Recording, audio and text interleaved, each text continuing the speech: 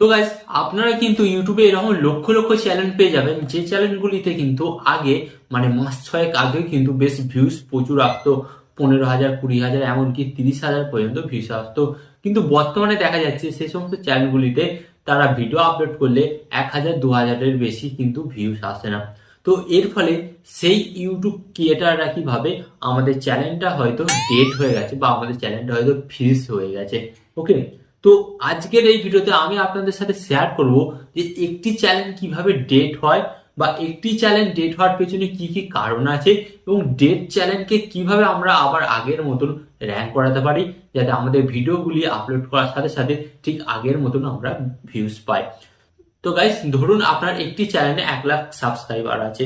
তো আপনি তো অবশ্যই চাইবেন না যে আমি আমার চ্যানেলটিকে ছেড়ে দিই, কারণ আমার চ্যানেলের মধ্যে 1,00,000 সাবস্ক্রাইবার আছে। আর গাইস, 1,00,000 সাবস্ক্রাইবার কমপ্লিট করতে গেলে একটা ইউটিউবারকে কত স্ট্রাগল করতে হয় সেই ইউটিউবার ছাড়া কিন্তু জানে না। ওকে, তো চলুন আজকের এই ভিডিওতে আমি আপনাদের সাথে শেয়ার করবো যে একটি চ্যানেল কিভাবে ডেট হয় বা একটি চ্যানেলকে আপনারা কিভাবে ডেট চ্যানেল থেকে আবার সেই রকেটের মতন ভিউজ আনার চ্যানেলে পরিবর্তন করতে পারবেন। আজকের এই ভিডিওতে আমি আপনাদের সাথে শেয়ার করব। তো চলুন ভিডিওটি কন্টিনিউ করা যাক। বাট ভিডিওটি কন্টিনিউ করার আগে আপনাদের কাছে কোনো ছোট্ট রিকোয়েস্ট, এই ধরনের হেল্পফুল ভিডিও পেতে চ্যানেলটিকে সাবস্ক্রাইব করে দিন। তো চলুন ভিডিওটি কন্টিনিউ করা যাক। তো গাইস, এখানে আমি আপনাদের সাথে প্রথমত আলোচনা করব যে একটি চ্যানেল ডেট কিভাবে হয় বা ফ্রিজ কিভাবে হয়। তো এর জন্য কিন্তু বিভিন্ন কারণ আছে। তার মধ্যে আমি আপনাদের সামনে যে সমস্ত কারণগুলি তুলে ধরবো, এগুলির মধ্যে একটি হলো আপনি করেছেন, যার ফলে আপনার চ্যানেলে আজকে এই অবস্থা। হ্যাঁ, তো এখানে আমি আপনাদের ঘরে বলবো, প্রথম যেটা আমরা ভুল করে থাকি, নিজেদের চ্যানেলের কোনো ক্যাটাগরি বা কোনো নিশ না সিলেক্ট করে আমরা আমাদের চ্যানেলের মধ্যে বিভিন্ন ধরনের ভিডিও আপলোড করতে থাকি। তো কখনো কখনো ট্রেন্ডিং টপিক, কখনো কখনো এভারগ্রিন, বা আবার কখনো দেখা গেল যেটা মন চাইছে সেটাই আমরা ভিডিও আপলোড করে দিই। তো এর ফলে কি হয়, দেখা গেল যে আপনি যে কোনো একটি ভিডিও ভাইরাল হয়ে গেল, বাট আপনি কি করেন, যে ভিডিওটি ভাইরাল হয়েছে সেই ধরনের ভিডিও আপলোড না করে আপনি কি করেন, আপনার ইচ্ছা মতন যে কোনো ভিডিও আপলোড করতে থাকেন। তো এর ফলে কি হয়, আপনার ভিডিওতে আর ভিউজ আসে না। হ্যাঁ, কারণ গাইস, আপনার যে ভিডিওটি ভাইরাল হয়েছিল সেই ভিডিও অনুযায়ী আপনাকে ভিডিও বানানো দরকার ছিল, বাট আপনি কি করছেন, আপনার ইচ্ছা মতন ভিডিও বানাচ্ছেন। তো এই কারণে কিন্তু একটি চ্যানেল কিন্তু ডেট বা ফ্রিজ হতে পারে।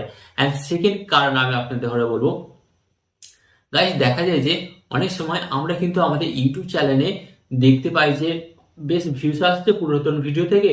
আমরা কি করি, আমরা আমাদের চ্যানেলটাকে 6 মাস রেস্ট দিয়ে দিই, মানে আমরা আমাদের নিজেদের ঘরে রেস্ট দিই।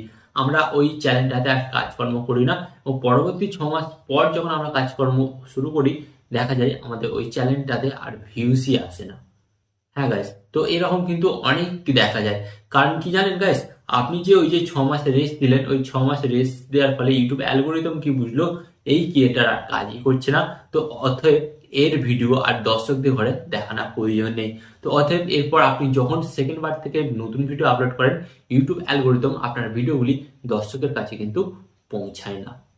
ওকে, তো এবার আমি আপনাদের ঘরে বলি, আপনারা কিভাবে বুঝতে পারবেন যে আপনার চ্যানেলটা ডেট হয়েছে কিনা বা ফ্রিজ হয়েছে কিনা।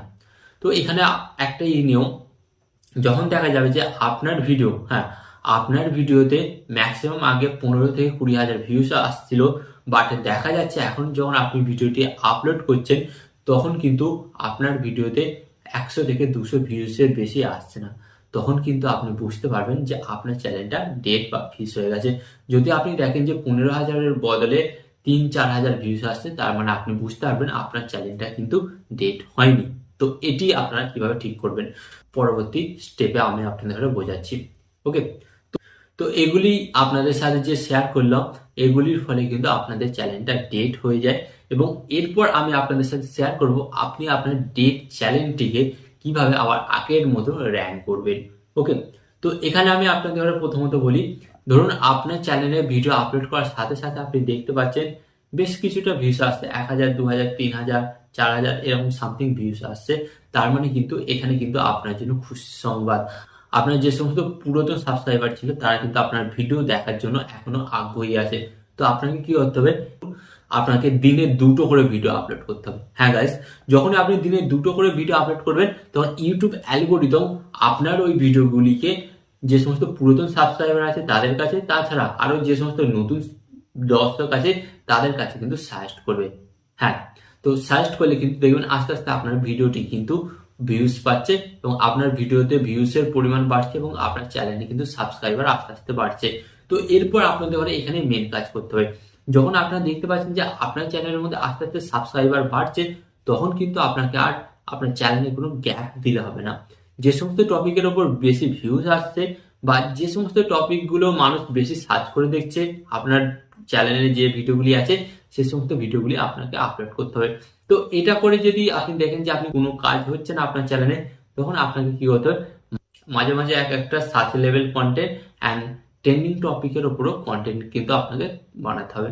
তো আপনি যখন এই ধরনের কন্টেন্ট বানাবেন, তখন কিন্তু নতুন অডিয়েন্স বা নতুন দর্শক কিন্তু আপনার চ্যানেলে আসবে।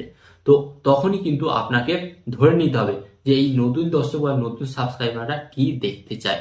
তারপর আপনাকে সেটা বুঝে আপনার চ্যানেলের উপর কাজকর্ম শুরু করতে হবে। তো এইভাবে কিন্তু আপনি আপনার একটি ডেড চ্যানেলকে কিন্তু আবার কিন্তু আপনি র্যাঙ্ক করাতে পারেন। মানে এক মাসে আপনি আপনার চ্যানেলটিকে র্যাঙ্ক করাতে পারবেন সেটি কিন্তু না।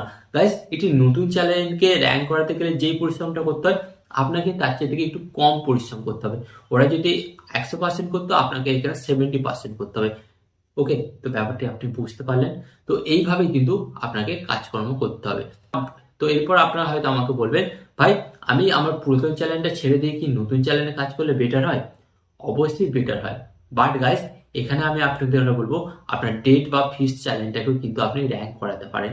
তো এই ভুলটা আপনারা করবেন না যে আপনার পুরাতন চ্যানেলটাকে ছেড়ে দেবেন, কারণ এখানে আরেকটা আপনাদের ঘরে প্লাস পয়েন্ট বলি গাইস, পুরাতন চ্যানেল, আপনার চ্যানেলের বয়স যত পুরাতন হয় তত কিন্তু আরপিএমটা বেশি হয়। ধরুন একটি নতুন চ্যানেলে 3000 ভিউসে $1 দেয়, বাট একটি পুরাতন চ্যানেল, এমন এমন চ্যানেল আছে 1000 ভিউসে $1 পায়। গাইস ব্যাপারটা আপনারা বুঝে নিন। এখানে ওখানে নতুন চ্যানেলে পাবেন 3000-এ $1, বাট পুরাতন চ্যানেলে পাবেন 1000-এ $1। তো এইভাবে কিন্তু আপনারা খুব সহজেই আপনার পুরাতন চ্যানেলটিকে ফিজ থেকে আনফিজ করতে পারেন। তো আশা করি এই ভিডিওটি আপনাদের ভালো লেগেছে। ভালো লাগলে অবশ্যই লাইক দেবেন অ্যান্ড চ্যানেল নতুন হলে চ্যানেলটিকে সাবস্ক্রাইব করে দেবেন। অ্যান্ড ভিডিও শেষে আপনাদের ধরে একটি কথা হলো, আপনার সর্বদা ভালো থাকবেন, সুস্থ থাকবেন অ্যান্ড সর্বদা টেকনিক্যাল টিপস লেকচারের সাথে যুক্ত থাকবেন। এখানে আমি আপনাদের একটি কথা বলবো, এই ধরনের হেল্পফুল ভিডিও পেতে অবশ্যই কিন্তু চ্যানেলটিকে সাবস্ক্রাইব করে দিন। অ্যান্ড এখানে আমি আপনাদের আরেকটি কথা হলো, টিপ অ্যান্ড টিক্স দেবো আমি, বাট ইউটিউবার হবেন আপনি।